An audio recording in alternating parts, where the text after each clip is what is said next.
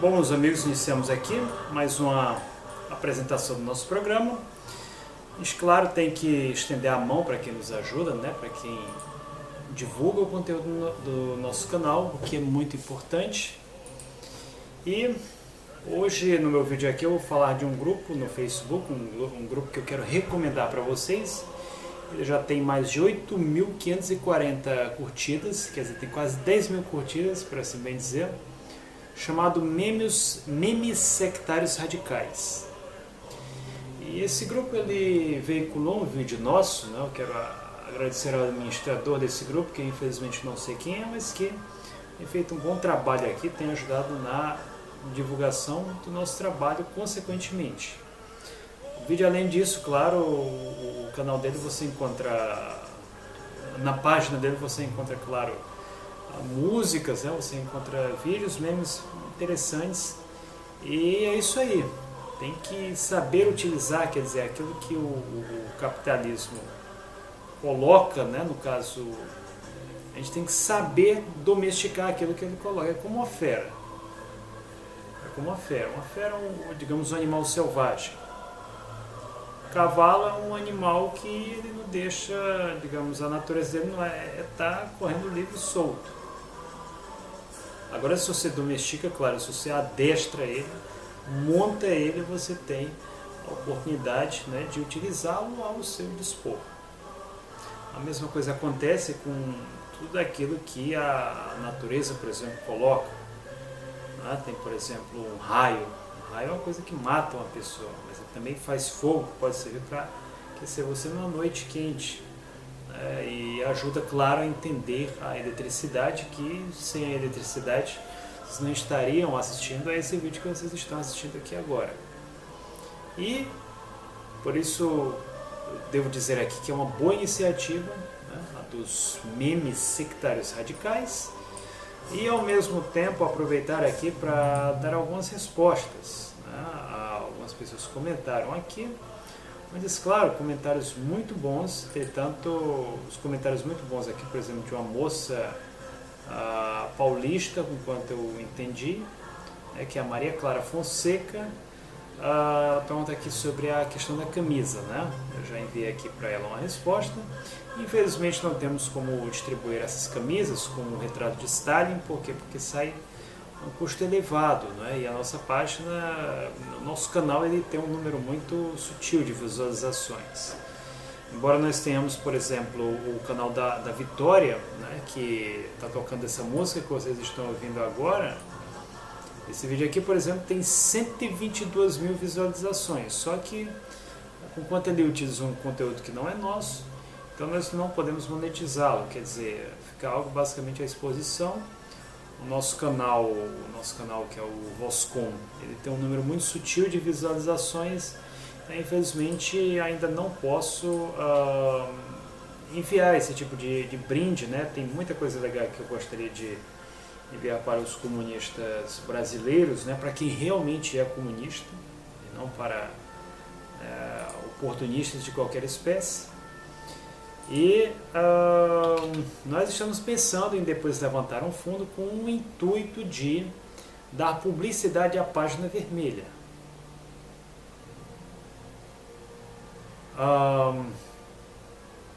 Dar publicidade, né? Utilizar, claro, o valor que as pessoas doarem para divulgar o nosso conteúdo pelo Facebook.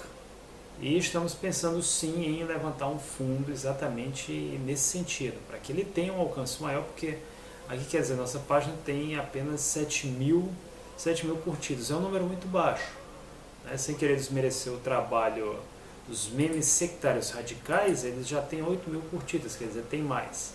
É evidente, claro, que nosso conteúdo já é um conteúdo mais intelectualizado, né? E muitas vezes envolve textos, envolve coisas mais... Né? E geralmente esse tipo de material tem um alcance mais restrito. Quando tem memes, né, que é uma coisa rápida, uma coisa fácil de fazer, você muitas vezes lança rapidamente uma ideia ali, tem um alcance maior. E por isso, né, que temos que tirar o chapéu aqui, né, para o autor dessa página, porque é aquilo que autor russo, Nikolai Starikov, ele coloca: hoje em dia a maioria das pessoas ela gasta seu tempo, quer dizer, no trabalho, né, no metrô, com a sua vida pessoal também, né, sua vida de família. Nós tivemos recentemente no Brasil o Dia dos Pais, com os estudos, enfim, com uma série de coisas, e nem sempre tem tempo para, né, ler, digamos, um trabalho muito profundo, né, com grande profundidade, de modo que a grande qualidade do indivíduo é exatamente a sua capacidade de ser lacônico, né, o laconismo. E aqui, a propósito, nós também aproveitamos esse vídeo já para atender a um pedido aqui do Cláudio Nunes, né, quando ele me pede aqui para fazer um vídeo sobre os falsos comunistas.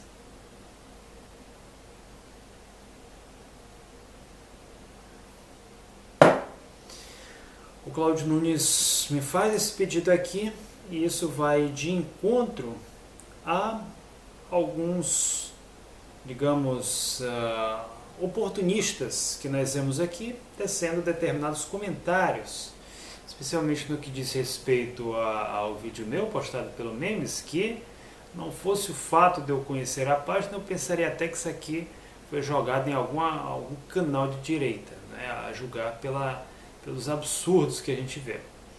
O primeiro é um indivíduo chamado Felipe Paludo, né, que perguntei se não é o mano da QTP, não.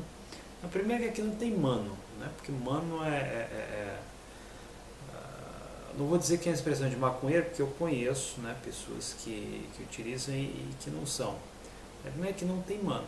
Aqui tem um pensador livre chamado Cristiano Alves, que tem desde o ano 2000 um blog chamado A Página Vermelha, que é um blog que faz propaganda de ideias comunistas. Não só de ideias comunistas, como do socialismo, né, da experiência socialista em vários países.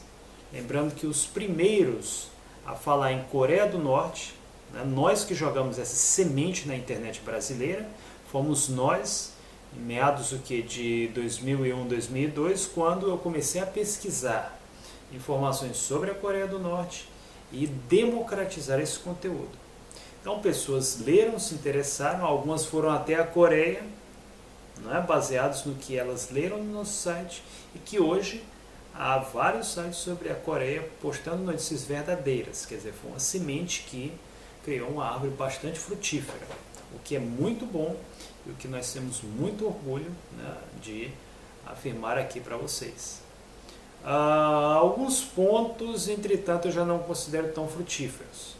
Por exemplo, nós publicamos sim algumas coisas sobre os nacionais bolcheviques, enquanto era um movimento bastante ativo na Rússia na década de 2000, e nós tínhamos inclusive a esperança de que com o enfraquecimento na época do PCFR, né, ele viesse a liderar uma revolução comunista.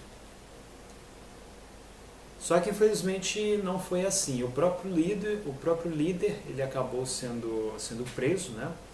O líder, que é a gente tem no Brasil, né, o blog do Eduardo Lima, o líder do Partido Nacional Bolchevique, que é o Eduard Limonov.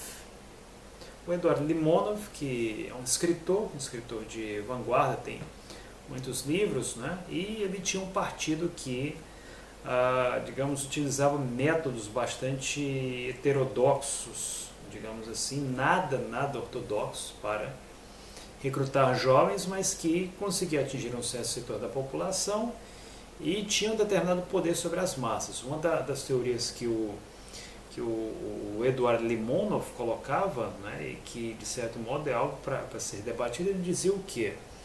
Ele dizia que se Marx havia dito que o comunismo seria feito pelos trabalhadores, pelo fato de que os trabalhadores seriam exatamente a classe revolucionária para levar adiante a revolução comunista, então, nos dias atuais, os comunistas, os operários, eles acabaram sendo absorvidos pelo sistema, acabaram sendo absorvidos, domesticados pelo sistema, e que aí teriam perdido o seu papel revolucionário. É algo para se questionar, né? Eu não vou dizer que ele está certo, também não vou dizer que está errado, Porque se realmente nós estudarmos, por exemplo, a classe operária em países como a Inglaterra, por exemplo, ou mesmo em países como, você pode pegar a Bélgica ou a França, hoje os operários desses países têm muitos benefícios. Será que esses operários estão interessados em fazer a Revolução Comunista? Infelizmente não. Muitas vezes até estão mais predispostos a apoiar políticas do imperialismo, a apoiar as políticas da OTAN em detrimento da classe operária de outros países, quer dizer, a questão do social imperialismo, do caudisquismo a todo vapor na Europa. Então ele diz o que? Ele diz que o motor da revolução seria os jovens. Seriam os jovens, né? Ele explora, no caso, o potencial dos jovens. Na época eu lembro que o Partido Nacional Bolchevique tinha uma propaganda muito voltada para a juventude, algumas que eu classificaria até como apelativas. Por exemplo, numa delas tem duas mulheres lá. Elas não estão se pegando, né? Elas não estão se pegando, mas digamos modelos seminuas, provavelmente namorada de algum dirigente do partido ou talvez de algum fotógrafo, detalhe ambas com seios fartos, as duas cobrindo aqui, né? E lá, junte-se ao Partido Nacional Bolchevique. Quer dizer, que tipo de jovem que vai atrair um partido que faz uma propaganda dessa? Né? Entretanto, era um partido que eles tinham uma análise bastante crítica da realidade, até porque o Eduard Limonov, ele foi um dos grandes críticos da perestroika, ainda quando ele morava nos Estados Unidos.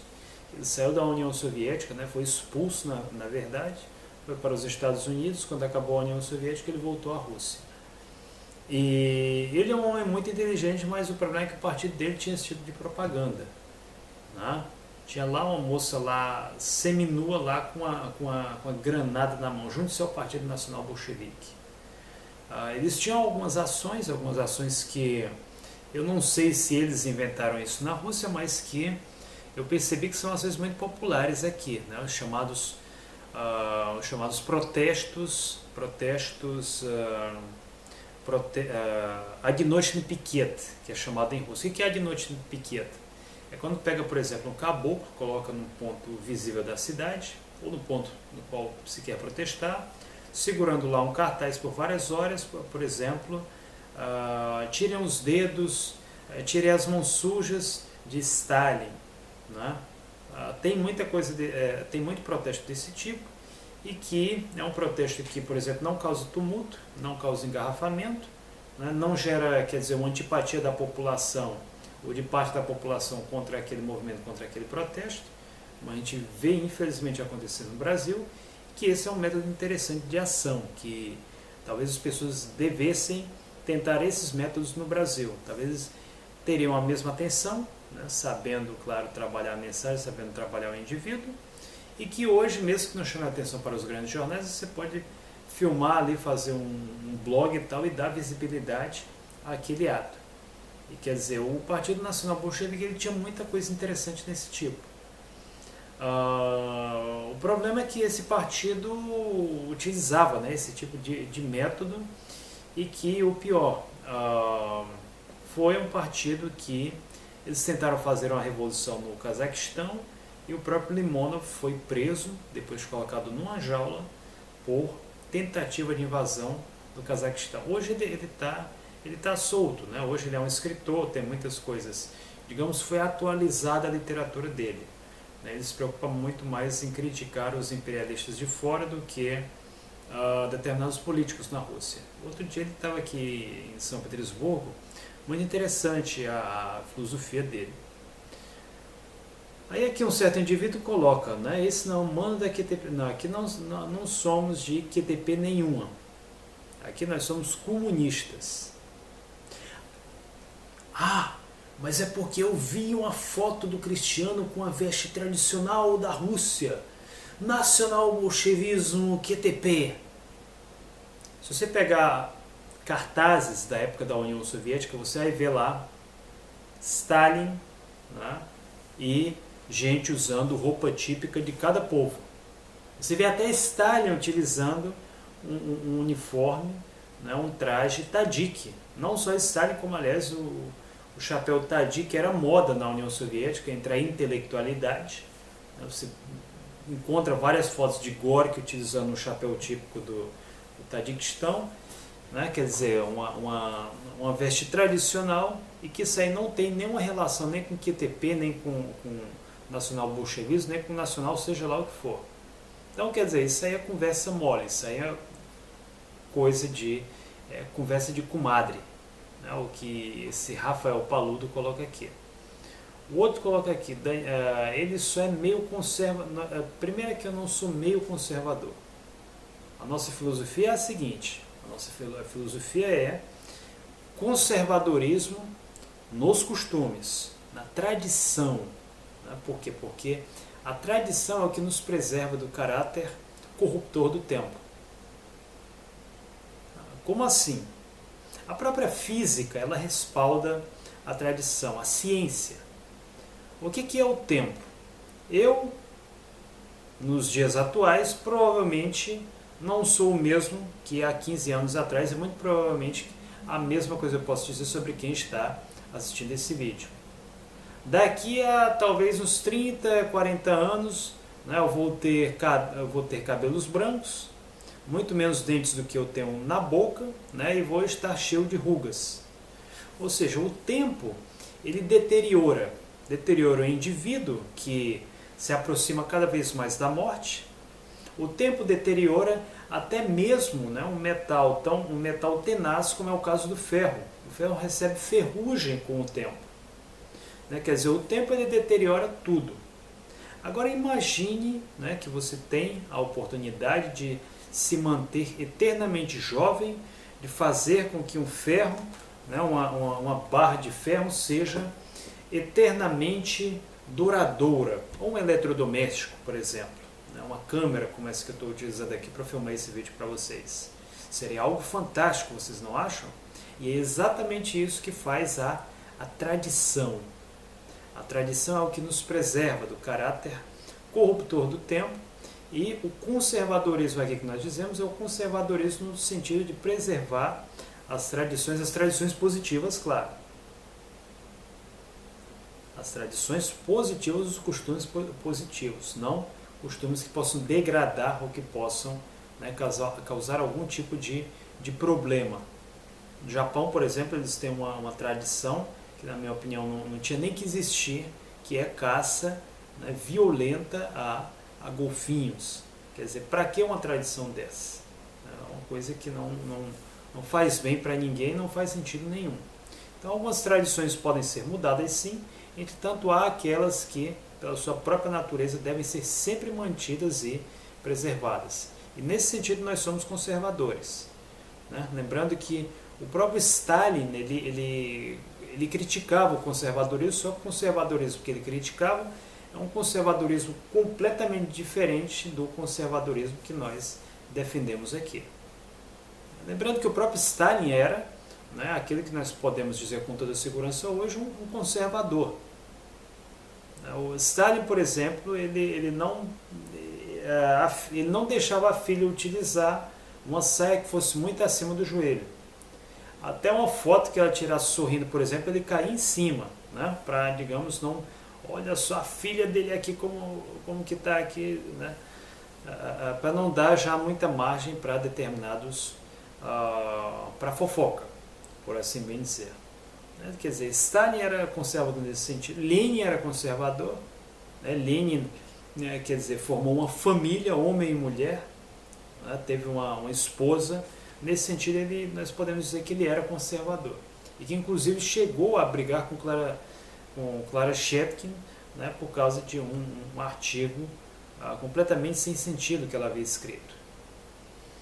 Aqui nós temos um outro indivíduo que faz aqui, isso aqui eu já aproveito para fazer um desafio para esse indivíduo aqui, chamado Raul Petra Júnior, né, que, pelo que eu bem entendi, é Rio de Janeiro. Você pode perceber que quase todos esses caras que vêm com essa conversinha aqui é de São Paulo e Rio de Janeiro. Pergunte se um cara desse sabe dançar quadrilha. Pergunte se um cara desse sabe dançar sabe jogar uma capoeira.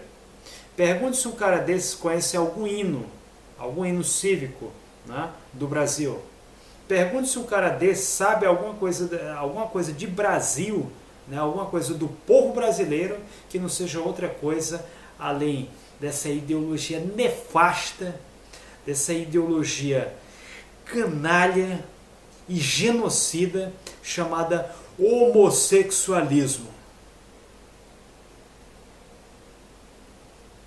Pergunte se esse Raul Petra Júnior conhece alguma coisa relativa às tradições do povo brasileiro, se ele sabe o sapateado gaúcho, se ele sabe o que é qual é a aparência de um chapéu de um cangaceiro.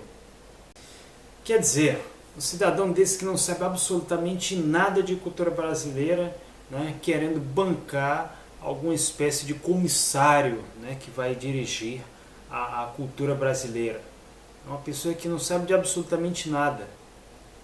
Esse Raul Petra, né, Raul Petra Júnior, para ser exato, ele utiliza aquele mesmo discursinho de estudante da USP.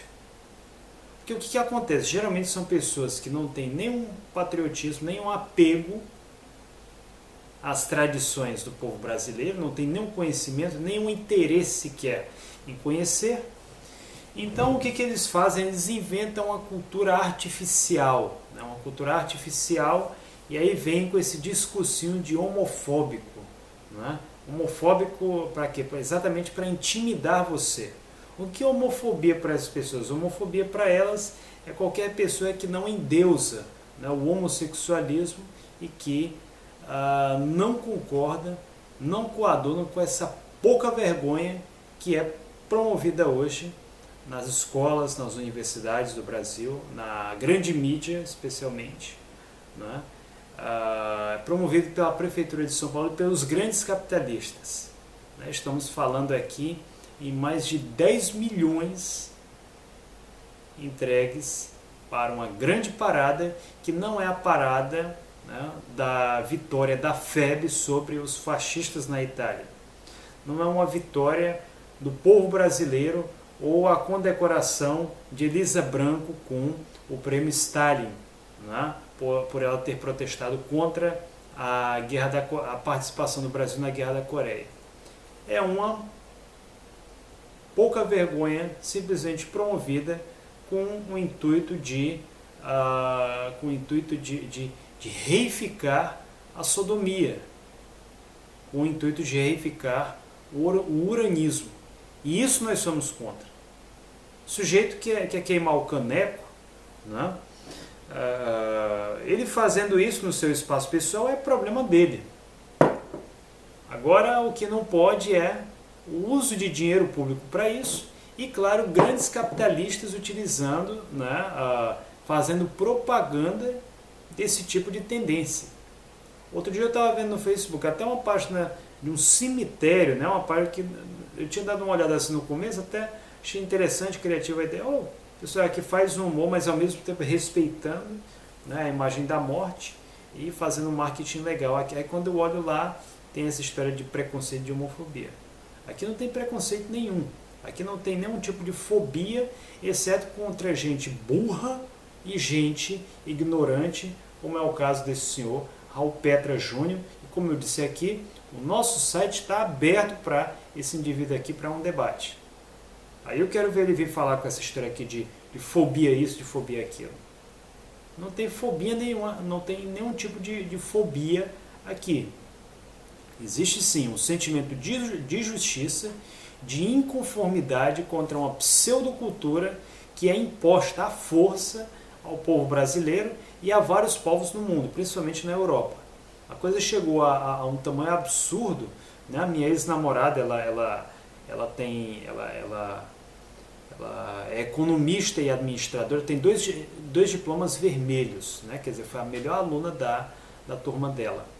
E ela tem interesse, por exemplo, em ir para uma grande empresa, né, fazer um MBA, só que se você tiver opiniões no sentido de condenação desse tipo de prática, né, eles já cortam logo você, porque dizem que isso que tem que ser tolerante, que isso é preconceito, que é discriminação, que é um absurdo.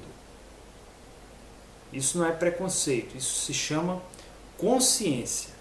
é exatamente você ter princípios morais, princípios éticos e ter liberdade para uma coisa que, graças a Deus, a Rússia nos dá aqui, a liberdade para falar isso, né, inclusive em canais de TV, em jornais, sem ser, né, sem sofrer qualquer tipo de perseguição ou sanção do tipo moral.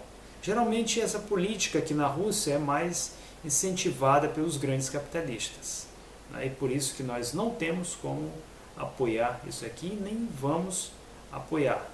Então, quer dizer, se você apoia, né, o homossexualismo, né, você está apoiando o anticomunismo. Por quê? Porque é uma forma de enfraquecer a esquerda e de distanciar a esquerda das massas, né, brasileiras, das massas mundiais, consequentemente do povo brasileiro. O povo brasileiro é um povo tradicional, ele é um povo que, em sua maioria, é católico, né? Ou seja, são pessoas que concordam que casamento é homem e mulher e que, por isso, né, qualquer pessoa que aspira a qualquer posto político, a qualquer posição política, né, tem que trabalhar dentro desses cânones. O problema é que algumas pessoas, como eu disse aqui, nós não temos nada contra o indivíduo e fazer lá o que eles fazem lá no espaço deles. Por isso nós batemos aqui no peito, né, para dizer que somos contra contra a discriminação, né, e que não temos nenhum tipo de fobia aqui, exceto fobia contra a gente burra. Por que eu digo que essa gente é burra? Porque é o seguinte, vamos supor que você chega numa determinada festa e você sabe que nessa festa todo mundo está ouvindo, vamos supor, está ouvindo e está cantando, vamos supor aqui, está ouvindo forró. Ah, porque eu não gosto de forró. O sujeito vai e passa a cantar o quê? Passa a cantar, vamos supor, música brega. Qual que vai ser a tendência? A tendência vai ser que o pessoal que está na festa, né, não vai querer conversa com você. Por quê? Porque o pessoal quer ouvir forró, quer ouvir algo, né, sobre amor ali para dançar, talvez um forró social ali para dançar, e não música brega sobre o sujeito que foi chifrado, ou seja lá o que for. Aí o que o indivíduo faz? Como é que funciona a cabeça, né, de uma anta dessas? Ah não, porque o povo brasileiro é um povo que não gosta da propaganda do homossexualismo. Então o que eu vou fazer? Eu vou fazer a propaganda do homossexualismo, porque eu sou um retardado mental. É essa, né, a mentalidade de muitas pessoas que vêm jogar pedra no nosso site, que vêm jogar pedra na nossa página, e vamos acabar com essa conversinha, né, de estar fazendo denúncia aqui do nosso site, da nossa página, no nosso canal. Vocês estão achando o quê? Que o YouTube, que o Facebook é a mamãe de vocês, que mimou vocês durante a vida toda, para vocês agora pintarem de viadinhos aqui com esse tipo de argumento pro lado do meu canal, que é um trabalho sério, que é um trabalho de pesquisa, que é um trabalho que está no ar desde o ano 2000?